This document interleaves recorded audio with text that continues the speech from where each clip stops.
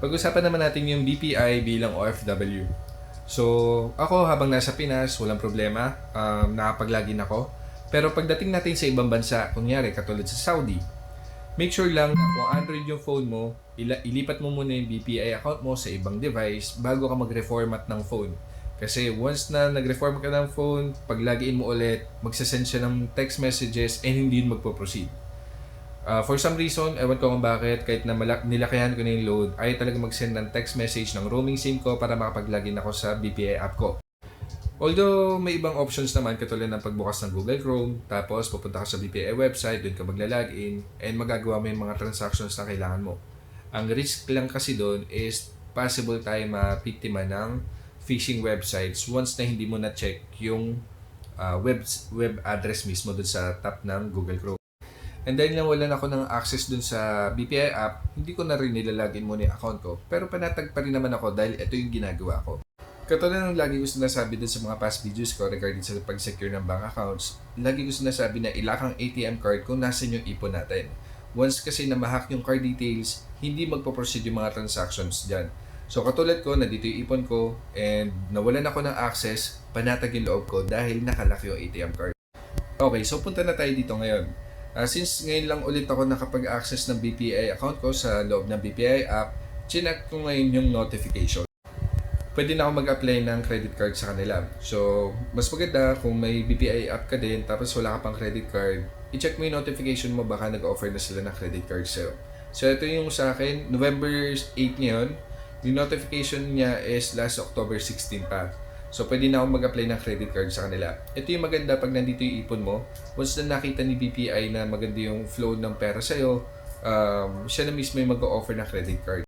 Ang maganda kasi pag sila mismo yung nag-offer ng credit card sa'yo, wala na masyadong requirements para bigyan ka ng credit card. Ibibigay na talaga sa'yo. So, dito, i-check lang natin yung I agree, then tap na natin yung start now. Lalabas dito yung tatlong credit cards na pwede natin applyan. Tapos pwede tayong pumili ng up to 2 cards. Tapos ang initial credit limit na ibibigay niya is 20,000. Yan yung nakalagay sa akin. Ngayon, dito sa mga credit cards, meron BPI Rewards Card. Ito yung marirecommend ko bilang OFW. Kasi sa bawat 35 pesos na gagastusin mo gamit yung card, magkakaroon ka ng 1 BPI point. Tapos, siguro may issue lang tayo dito sa annual fee. Libre siya ngayong taon pero starting next year, after kong kumuha ng card is maniningil na siya ng 1,550 pesos. Next naman is yung Petron BPI card. Bilang OFW, hindi ko siya marirecommend kasi dadali natin yung credit card natin abroad. So, wala namang Petron dun sa bansa natin kaya hindi natin may utilize yung feature na meron yung card na to. Mas maganda yung family natin sa Pinas kung meron silang BPI account tapos nagkaroon sila ng offer from BPI na magkaroon ng credit card. Mas maganda, i-apply nila to.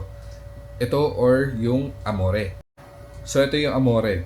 So bilang OFW, hindi ko rin marirecommend ito yung kunin natin kasi although meron siyang 4% cashback sa supermarket, hindi natin may utilize yung gantong features kung nasa abroad tayo. Kasi dadalhin natin yung credit cards na yan doon. Mas maganda yung family members natin sa Pinas, kung meron silang BPI, kung na-offeran sila ng credit card, yan yung kunin nila. Kasi monthly, for sure, is nag-grocery sila and may utilize nila yung mga ganitong features katulad ng paggamit ng BPI Amore credit card sa Pure Gold, Walter Mart, SM Grocery, sa mga ganyan.